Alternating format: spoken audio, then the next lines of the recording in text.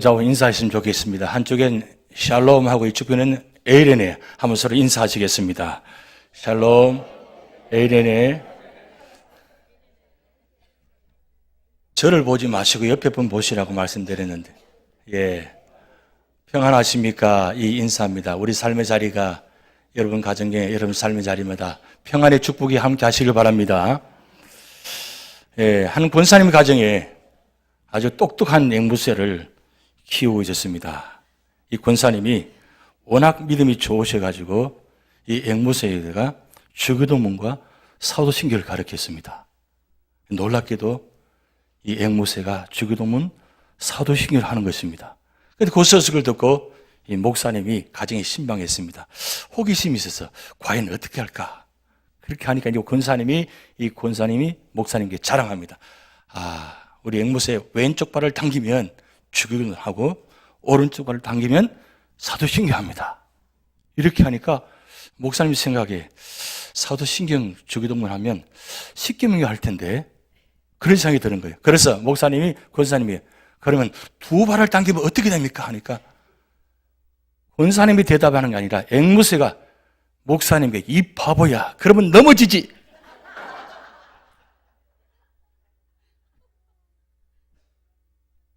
이해하셨습니까? 주기도문, 사도신경 양쪽 다리 하더라도 두 다리 당기면 넘어지게 되어 있습니다. 왜 제가 말씀드렸냐면 우리 신앙생활에 아무리 주기도문 열심히 하고 사도신경 열심히 고백한다 할지라도 두 다리 당기면 넘어지게 되어 있습니다. 그래서 십계명을 온전히 지키려면 우리 옆에 분이 세워주셔야 됩니다. 그래서 옆에 분 바라보실 때마다 언제나 그런 은혜의 마음으로, 축복된 마음으로 바라보시기 바랍니다. 성경에는 성경을 보는 세 가지 방법이 있습니다. 전체를 숲을 보는 방법이 하나 있고, 두 번째는 나무를 보는 방법이 있고, 세 번째는 열매를 보는 방법이 있습니다. 성경 전체 66권을 멀리서 바라보면 숲으로 우거져 있습니다. 그런데 멀리서 바라보면 저게 무슨 나무인지를 잘 모릅니다. 근데 가까이 다가가면 66개의 나무가 세워져 있습니다. 그런데 숲을 보고 나무를 보고 거기서 끝나면 되지 않아요. 그 나무에 무슨 열매가 맺혀 있는가.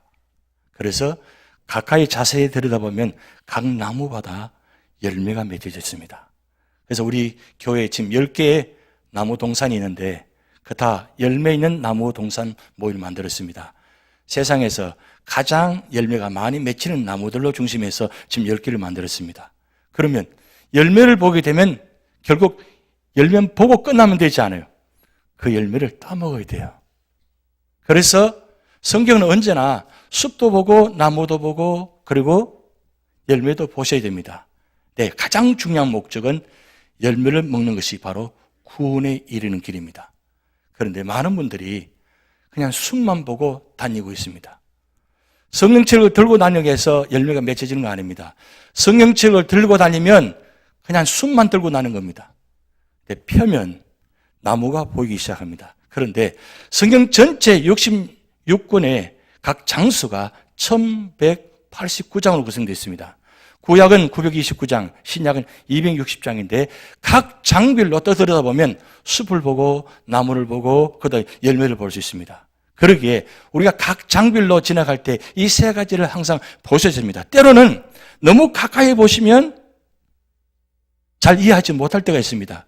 근데 좀 멀리 떨어져 보면 그 말씀을 때로는 이해할 때가 있어요.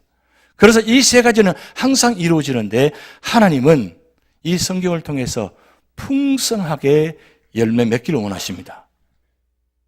오늘 빌립보 4장에 보면 아주 반복되는 단어가 나오는데 여러분 보여드린 스크린에 하얀 글씨로 이루어져 있다가 중간에 노란색 글자가 하나씩 지나갔을 겁니다.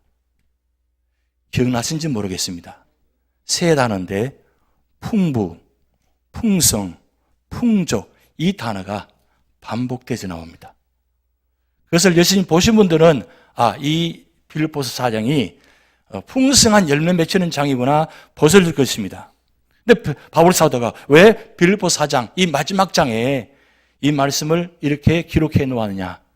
사도 바울은 빌보교를 세운 사람입니다. 그리고 언제나 빌보교회가 축복받고 은혜 가운데 풍성하게 열매 맺히기를 원하십니다. 그래서 사도 바울은 마지막 장 정리하면서 그 장 10절부터 23절까지 긴 말씀 중에 가장 중요한 핵심 단어는 바로 풍성, 풍족, 풍부함입니다. 바로 예수 그리스도 안에 있으면 우리 삶이 풍성하다는 뜻입니다. 빌보교회가 온전히 세워지고 풍성한 교회, 풍족한 교회, 풍부한 교회가 되려면 전제 조건이 바로 예수 그리스도 안에 있어야 됩니다. 그러면 언제나 그 풍성한 가운데 기쁨이 있습니다. 사도 바울은 현재 로마 감옥에 갇혀 있습니다. 근데 로마 감옥에 갇혀 있으면서 스스로 자신이 말씀하기를 나는 기뻐합니다. 나는 풍족합니다. 나는 모든 것을 가졌습니다. 이렇게 말씀을 기록하고 있습니다. 어떻게 그럴 수 있나요? 어떻게 이럴 수가 있나요? 우리 신앙의 소망은 그것입니다. 언제나 좀 풍성하고 평안하기를 원합니다. 그런데 우리 삶의 여건이 그렇게 하지 못합니다. 매일매일 들려지는 소식, 만남의 모든 일들이 다 힘들고 어렵습니다. 환경이 녹록지 않습니다. 여건들이 힘듭니다. 가정을 바라보고 사업장을 바라보고 자녀들을 바라보면 언제나 그렇게 기쁨 있기보다는 근심과 걱정과 염려밖에 없습니다. 그렇지만 사도 바울이 감옥에 있음에도 불구하고 그는 풍성함, 풍족함, 기쁨 이 단어를 사용할 수 있던 비결은 무엇이냐? 그것은 바로 예수 그리스도 안에 있으면서 예수 그리스도를 통해서 은혜를 받았기 때문입니다. 그래서 사도 바울은 오늘 마지막으로 정리하면서 빌보교에다가 말씀합니다. 풍성한 열매 맺기를 원하느냐? 그러면 나처럼 이렇게 하라고 세 가지 말씀합니다. 첫째는 오늘 10절 말씀 보면 내가 주 안에서 크게 기뻐함은 내가 나를 생각했던 것이 이제 다시 사기남이니 내가 또한 너희를 위하여 생각은 하였으나 기회가 없었느니라. 사도 바울은 빌보 교회를 바라볼 때마다 기쁨이 있습니다. 왜요? 빌보 교회는 언제나 사도 바울을 생각하는 교회입니다. 교회를 세울 뿐만 아니라 그가 선교하는 곳마다 사도 바울을 향해서 도움을 주고 그리고 기쁨이 되었습니다. 그래서 사도 바울은 빌보 교회만 생각하면 웃음이 나옵니다. 로마 감옥에 갇혀 있습니다. 언제 죽을지 모르는 상황입니다. 그런 가운데 빌보 교회만 생각하면 웃음이 나와요. 여러분 우리 교회를 바라볼 때 생각만 해도 웃음이 나옵니까? 아니면 걱정이 됩니까? 아마 지금은 다 같이 웃음이 나올걸요. 요즘요 만나기만 하면 얼마나 웃는지 몰라요. 야, 이분들 참 대단하신 분들이에요. 어디서 그렇게 건강한 모습이 나오는지, 어디서 그렇게 힘이 나오는지, 모이면 찬송하고, 모이면 기도하시고, 모이면 봉사하시고, 모이면 선교하시고, 이런 모습이 우리 교회에서 현재 이루어지고 있습니다. 여러분 표정 보니까 그런 일이 있었나요? 전 그런 표정이 있는데, 실제적으로 여러분 한번 교회 안에 돌아보세요. 토요일마다, 금요일마다, 수요일마다, 화요일마다 계속 말씀 공부 시간이 있습니다. 모일 때마다 기쁨이 있습니다. 그리고 사랑을 나눕니다. 서로 친교합니다. 떡을 떼면 나눕니다. 그래서 기쁨이 있는 거예요. 기도해도 기쁨이 있습니다. 찬송해도 기쁨이 있습니다. 예배드려도 기쁨이 있습니다. 말씀 봐도 기쁨이 있습니다. 왜 그렇습니까? 예수 그리스도 안에 있기 때문입니다. 여전히 아픔이 있고 여전히 문제가 있음에도 불구하고 그럼에도 불구하고 우리는 믿음 안에 있기에 예수 그리스도 안에 있기에 기쁨이 있는 겁니다. 바로 성도는 바로 이것입니다. 이 기쁨 때문에 사는 맛이 있는 것입니다. 그런데 오늘 11절 말씀에 사도 바울이 내가 궁핍함으로 말하는 것이 아니라 어떠한 형편이든지 나는 자족하기를 배웠노니 이 자족이라는 단어 어떤 형편에도 자족하게 배웠다고 말씀하고 있습니다. 이 자족이라는 단어는 그때 그 당시에 헬라 스토학파가 최고의 미덕으로 여기는 한 단어입니다. 이 스토학파는 이 자족이라는 말을 충분하여 흡족하고 만족해 하는 것인데 스토학파는 두 가지를 이야기합니다.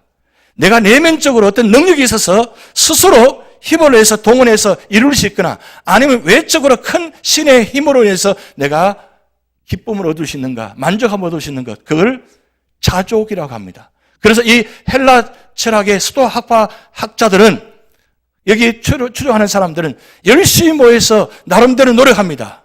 왜요? 이 자족함을 얻기 위해서, 자족함을 누리기 위해서. 그래서 그들은 심지어 인간의 속에 있는 욕망을 제거하기 위해서 인간의 노력하면 반드시 그 욕망만 제거하면 이룰 수 있다고 생각합니다. 여러분, 과연 인간의 노력에 의해서 자족할 수 있나요? 그렇게 수십 년 동안 노력해 보았지만 끝내 결국은 자족이 아니라 자살로 끝나버리는 그 모습이 삶의 모습입니다. 그렇지만 그들은 그렇게 하면 된다고 생각하고 노력합니다. 그런데 결국은 이루지 못합니다. 그런데 사도 바울은 왜 그럼 이 단어를 자족이라는 단어를 사용하느냐? 사실은 자족이기보다는 만족에 가까운 단어입니다. 왜냐하면 이 자족은 내 힘에 의해서 노력하는 것은 헬라 철학의 스토아파들이 노력하는 것 비슷합니다. 그러나 내 안에 나를 다스려주고 나를 이끌어주고 나의 생각과 마음을 주장해주는 그런 강력한 힘이 없으면 할 수가 없다는 거예요. 그런데 사도 바울이 어떻게 이 자족의 비결을 배웠느냐? 예수 그리스도를 만난 이후부터 그 자족함을 누렸다는 겁니다.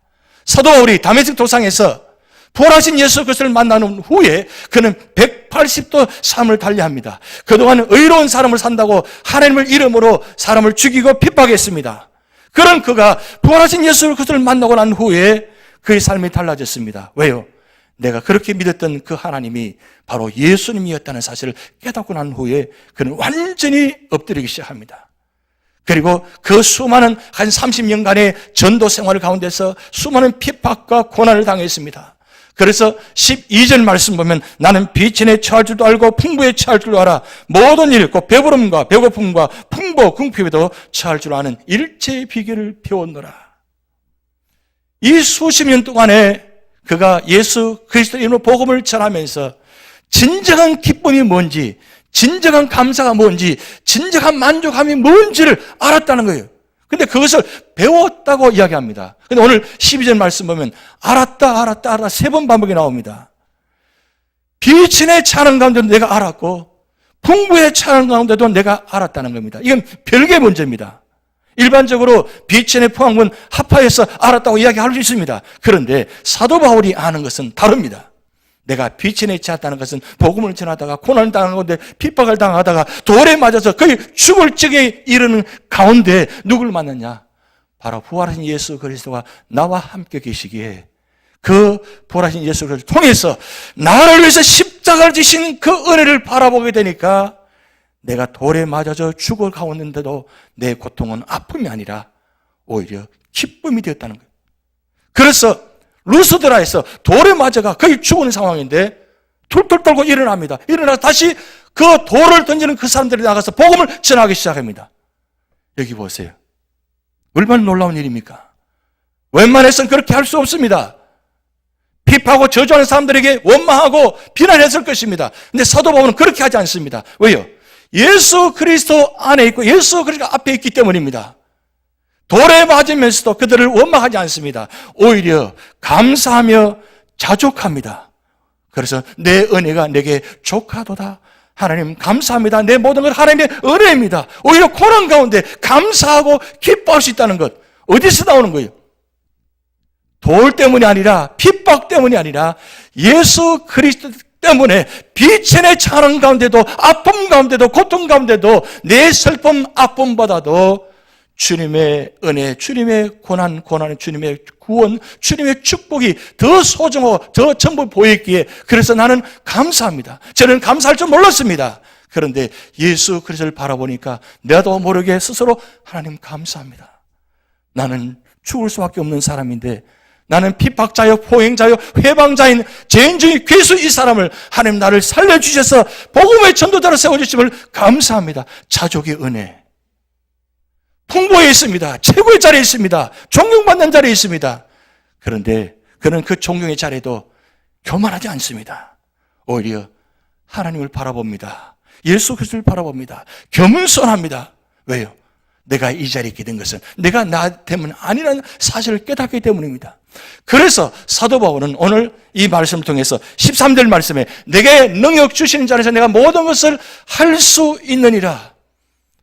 이 능력은 내 능력이 아니고 내가 비천에 처할 때도 풍부에 처할 때도 무슨 일은 다 할 수 있다가 아니라 예수 그리스도 때문에 내가 비전에 처할 수 있었고 풍부에 처할 수 있었고 교만하지 않고 겸손할 수 있었기에 여기 단어가 자족이 아니라 하나님 만족합니다.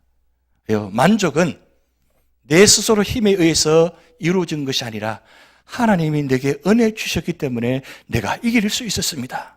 이건 내 능력이 아닙니다. 주님의 능력입니다. 주님의 은혜입니다. 그래서 만족한다는 겁니다. 여러분, 우리가 신앙생활하면서 언제 이런 만족함을 누릴 수 있습니까? 언제 자족할 수 있겠습니까? 하나님의 은혜 아니면 이 만족함이 이룰 수가 없다는 사실입니다.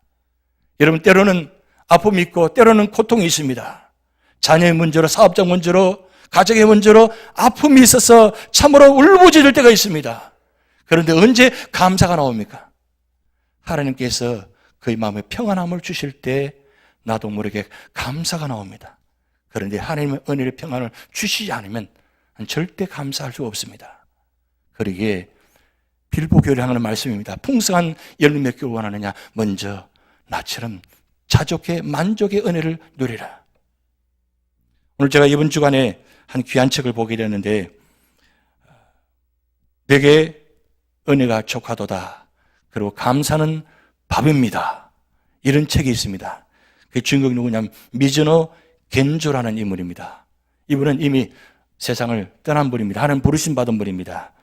47세까지 사시다가 살아난 분인데 이분이 별명이 눈 깜빡이는 신입니다. 이분이 초등학교 4학년 때 홍역을 심하게 앓아서 전신이 다 마비가 되고 말까지 할 수 없는 그런 내성마비의 환자가 되어버렸습니다. 11살 때입니다. 근데 12살 때에 그 일본에 있는 목사님이 이 가정에 방문해서 성경책을 선물 줍니다. 이 미즈노 겐조가 그 성경책을 보기 시작합니다. 자, 움직일 수가 없습니다. 말도 못합니다. 단지 볼 수밖에 없습니다. 보는 것밖에 없습니다. 그런데 이 성경책을 보기 시작합니다. 성경책을 보다가 고린도후서 12장 9절 말씀에 와서 머물게 됩니다. 고린도후서 12장 9절은 사도 바울이 내 몸의 가시를 위해서 3번이나 하나님께 기도하는 장면이 나타납니다. 그때 주님께서 말씀하시기를 내 은혜가 내게 족하도다. 그 말씀이 이 미즈노 겐조의 눈에 들어옵니다. 내 모든 상황, 이 상황 정말 기가 막힌 상황입니다. 나이가 12살밖에 안 된 아주 어린 소년입니다. 근데 그의 마음속에 말씀이 이 12장 9절에 꽂히게 됩니다. 그런데 의사가 이 미즈노 겐조를 진찰하는데 서로 응답의 방법이 예 할 때는 눈을 깜빡이로 합니다. 그래서 예 하면 무슨 의사가 질문하면 깜빡하면 예가 되는 겁니다. 그것이 신호가 되어지는 겁니다. 그런데 옆에서 어머니가 이 모습을 보면서 이 미즈노 겐조를 이제 신앙화 사람으로 바꿔가기 시작합니다. 그래서 이 어머니가 일본의 50음도 숫자판을 이야기하면서 가나다라, 예를 들면 가나다라 마바사 합니다. 하면 기억하면 미즈노가 그 마음에 들면 눈을 깜빡입니다. 깜빡하면 그게 한 글자가 되기 시작합니다. 그렇게 해서 47세까지 수백 개의 시를 썼습니다. 여러분 생각해 보세요. 이 어머니가 하루 내내 미즈노 겐조를 보면서 이 자판기를 이야기합니다. 그러면 미즈노 겐조가 그 단어 중에 한 단어가 마음에 들면 눈을 깜빡합니다. 그럼 어머니를 긁었습니다. 그래서 나온 시가 수백 개 되는데 여러분께 2가지 소개하려고 합니다. 첫째는 괴롭지 않았더라면 라는 시가 있습니다. 괴롭지 않았더라면, 내가 만일 괴롭지 않았더라면 하나님의 사랑을 받아들일 수 없었을 것이다. 만일 모든 형제자매가 괴롭지 않았더라면 하나님의 사랑은 전해지지 않았을 것이다. 만일 우리 주님이 괴롭지 않았더라면 하나님의 사랑은 우리에게 전달되지 않았을 것이다. 여러분, 이 글자를 눈을 깜빡깜빡하면서 수십 시간, 수백 시간 만들어 나온 시입니다. 이 어디서 이런 마음이 나왔을까요? 어떤 시가 나왔을까요? 그런데 더 중요한 시가 있습니다. 제목이 삶 있는 시입니다. 하나님의 크신 손 안에서 달팽이는 달팽이답게 가고 닭장 들 곳은 닭장 들 곳답게 피고 청개구리는 청개구리답게 울고 하나님의 크신 손 안에서 나는 나답게 산다. 저는 이 마지막 이 문장에 감동받았습니다. 하나님의 크신 손 안에서 나는 나답게 산다. 바로 자족입니다. 바로 만족입니다. 하나님 은혜 안에 있지 않으면 이 미전의 견조가 어떻게 그 상황에서 처절하게 울부짖고 부르짖고 원망하고 좌절할 수밖에 없는 상황인데 어떻게 하나님의 크신 손 안에서 나는 나답게 산다. 이런 상황에서 여러분 입장을 바꿔놓고 한번 생각해 보시기 바랍니다. 여러분은 어떻습니까? 여러분의 삶의 형편은 어떻습니까? 미전의 견조만큼 그런 처절한 상황입니까? 그런데 미전의 견조가 여기서 일어날 수 있었던 이유가 무엇입니까? 바로 하나님을 만나기 때문입니다. 예수 그리스도 안에 있었기 때문입니다. 그래서 말씀 보면서 내 은혜가 내게 족하도다. 어떻게 족할 수 있어요? 족할 수 없는 상황입니다. 얼마든지 원망하고 탄식하고 절망할 수 있는 상황입니다. 그런데 주님 만나니까 주님 안에 있으니까 그런 나는 나답게 산다. 나는 나답게 사는 게 뭐냐 이거죠. 여러분 답게 사는 게 무엇이에요? 예수 믿는 사람이 예수님답게 사는 것이 무엇입니까? 바로 예수님 안에 있는 것입니다. 예수님 안에 있으면서 예수님 말씀대로 사는 것입니다. 그런데 우리는 조그만 고통 당하면 너무 길게 갑니다. 아픔도 너무 길게 가요. 언제까지 가시려고 하는 겁니까? 이제는 다 멈추셔야 돼요. 내려놓으셔야 돼요. 이제는 예수 그리스도 안에서 진정한 기쁨과 감사가 무엇인지, 왜 이런 고난이 내게 다가왔는지, 왜 이런 불행이, 아픔이 다가왔는지를 다시 한번 생각해 보자는 거죠. 미전의 견주는 이 아픔을 아픔으로 받아들이지 않고 우리 기쁨으로 감사로 받아들였습니다. 그래서 미전의 견주가 이야기하는 것은 제로 감사예요. 제로 감사는 최악의 상황에서 감사하는 것이 제로 감사입니다. 근데 이 제로 감사하는 사람은 두 번째 단계 나옵니다. 범사에 감사합니다. 모든 일에 감사할 수 있습니다. 모든 일에 감사하는 사람은 절대 감사할 수 있습니다.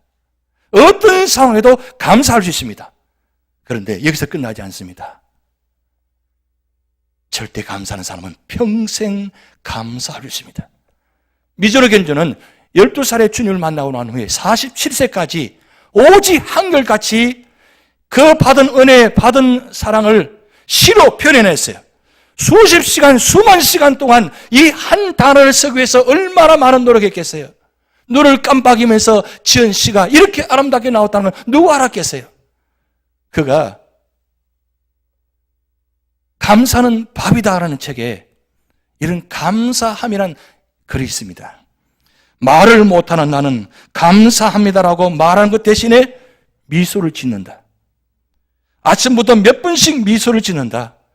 괴로울 때에도 슬플 때에도 진심으로 미소 짓는다. 여러분 왜 웃느냐고요?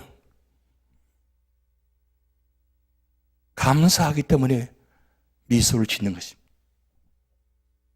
슬플 때도 괴로울 때도 나는 미소 짓는다. 왜요? 감사하기 때문입니다. 이만하면 감사의 자격이 있지 않습니까? 근데 우리는 감사의 자격이 없습니까? 미전의 견조보다는 비교할 수 없는 거 이야기죠.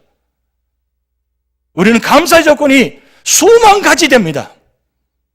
근데 언제까지 아직도 감사하지 못하고 불평하고 원망하느냐 이거죠.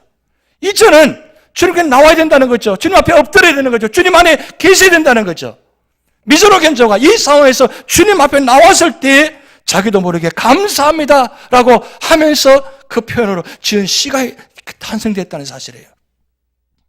여러분, 이 감사는 그냥 이루어지는 것이 아닙니다. 바로 예수 그리스도 안에 있을 때입니다. 그런데 여기서 끝나지 않습니다. 사도 바울은 오늘 14절, 15절 말씀에 이렇게 말씀 기록되어 있습니다. 그러나 너희가 내 괴로움에 함께 참여했으니 잘하였도다. 15절 빌보 사람들아 너희도 알거니와 복음 시초에 내가 마게도냐를 떠날 때 주고받는 내 일에 참여한 교회가 너희 외에 아무도 없었느니라. 16절 데살로니가에 있을 때에도 너희가 한 번뿐 아니라 두 번이나 나의 쓸 것을 보내었도다. 17절 18절 내게는 모든 것이 있고 또 풍부한지라 에바브로드 대표에 너희가 줄 것을 받았으므로 내가 풍족하니 이는 받으실 만한 향기로운 제물이요 하나님을 기쁘시게 한 것이라. 14절부터 18절까지 말씀 보면 빌립보 교회가 이 사도 바울을 선교사로 대우하는데 까지 책임지는 모습이 나타납니다. 빌립보 교회는 상황이 힘든 상황입니다. 교회가 분리되는 상황까지 가를 수밖에 없는 그런 어려운 상황입니다. 그런데 빌립보 교회는 이 사도 바울을 잊지 않고 그의 선교사역 감당하기 위해서 언제나 전심으로 마음을 다해서 도와줍니다. 이게 바로 섬기며 나눌 때에 거기에 풍성한 열매가 맺힌다는 사실입니다. 제가 우리 교회에 와서 제가 감동받은 것이 많이 있습니다. 근데 그 중에 한 가지는 뭐냐면 제가 2015년도 3월달에 와서 제가 들여다보니까 정말 교회적으로 힘들고 재정적으로 모든 것이 상황이 힘듭니다. 그런데 과테말라 선교지를 향해서 작정 헌금을 매달마다 규칙적으로 지금까지 변하지 않고 하신 분들이 계시더라고요. 거기뿐만 아니고 뉴욕 도시선교, 패터슨 도시선교, 그리고 페루, 그리고 이제 인도까지 그 어려운 가운데 교회를 세우기 위해서 작정해서 헌금하시는 우리 교회 성도들 때문에 정말 저는 감동받았습니다. 수많은 이야기를 하셨습니다. 이제 우리 과테말라 다 그만둡시다. 이제 우리 선교 그만두십시다. 줄입시다. 이야기 많이 있었습니다. 그럼에도 불구하고 끝까지 포기하지 않고 우리가 그걸 위해서 선교했습니다. 2015년도 결산, 2016년도 결산 우리 교회 정말 놀랍도록 하나님께 채워주셨습니다. 왜 하나님께서 우리에게 그렇게 채워주셨습니까? 우리가 하나님 기뻐하신 일을 했기 때문입니다.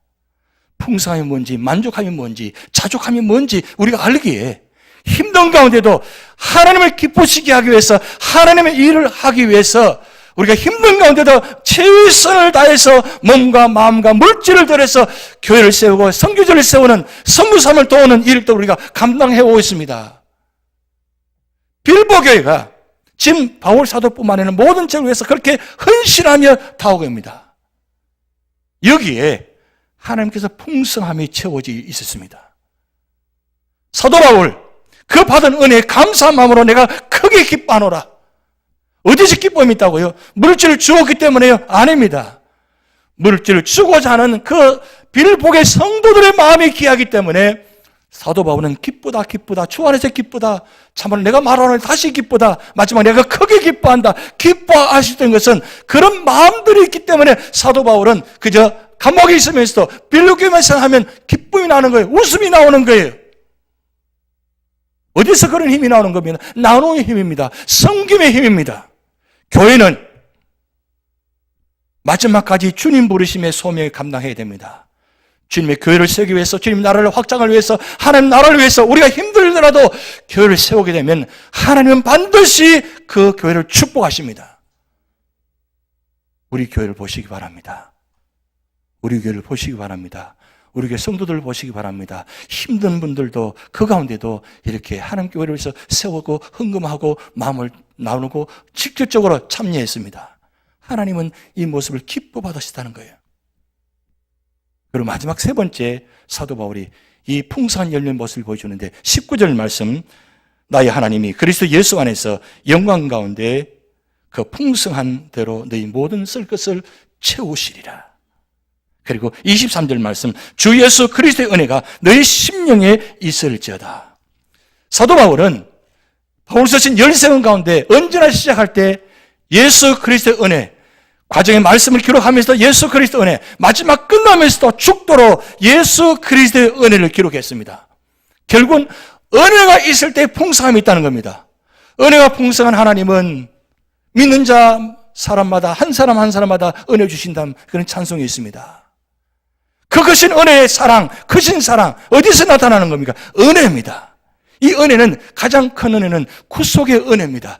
하나님께서 우리를 구원하기 위해서 대신해서 십자가에 지신 그 구속의 은혜, 그 구속의 은혜가 제일 값비싸고 값지단 그런 은혜입니다. 그런 은혜를 우리가 받았습니다. 그래서 그 은혜 받은 사람은 언제나 삶의 자리마다 은혜의 통로가 되어집니다. 사도 바울이 은혜를 받았기에, 그 구속의 은혜를 체험했기에 만나는 사람마다 말씀을 전할 때마다 언제나 예수 그리스도 그러면서 그 말씀을 기록하면서 언제나 예수 그리스도 안에 이야기했습니다. 왜 그랬습니까? 예수 그리스도 안에 있으면 은혜가 충만하기 때문입니다. 여러분, 예수 그리스도 안에 있다는 것은 바로 말씀의 자리에, 기도의 자리에, 예배의 자리에 있다는 뜻입니다. 그럴 때마다 하나님은 은혜 주시는 겁니다. 이 은혜 받은 성도는 어떤 삶의 고난과 역경이 다온다 할지라도 거기에 넘어지지 않습니다. 오히려 감사하며 만족하면서 믿음으로 승리합니다. 오늘 우리 교회 성도들이, 여러분들이 이런 은혜가 주어지길 바랍니다. 다른 분에게 받는 보다 주는 자, 축복하는 자가 되시기 바랍니다. 그래서 오늘 19절 말씀에 나의 하나님이 그리스도 예수 안에서 영광 가운데 그 풍성한 대로 너희 모든 쓸 것을 채우시리라. 이 축복의 말씀, 하나님의 영광 가운데 있는 사람은, 언제나 예수 그리스도 안에 있는 사람은 풍성한 열매 맺게 하시고, 그리고 우리의 필요들을 그때마다 채워주시는 은혜, 임마누엘의 은혜가 우리에게 주어진다는 말씀입니다. 오늘 빌보 전체를 결론을 말씀드립니다. 여러분, 우리 삶의 자리가 비록 험난하고 여전히 역경이 있고 아픔이 있다 할지라도 주님 바라보면서 주님 한 분만으로 만족하시면서 주님 안에서 기뻐하시기 바랍니다. 세상이 다 무너지고 다 없어도 주님 한 분만으로 기뻐할 수 있는 믿음의 사람, 그리고 그 기쁨 안에서 평안함을 누리는 사람, 그리고 그 평안함 누린 가운데서 풍성함, 풍족함, 풍광 가운데서 승리하는 여러분 되시기를 주님으로 축복드립니다. 기도하시겠습니다.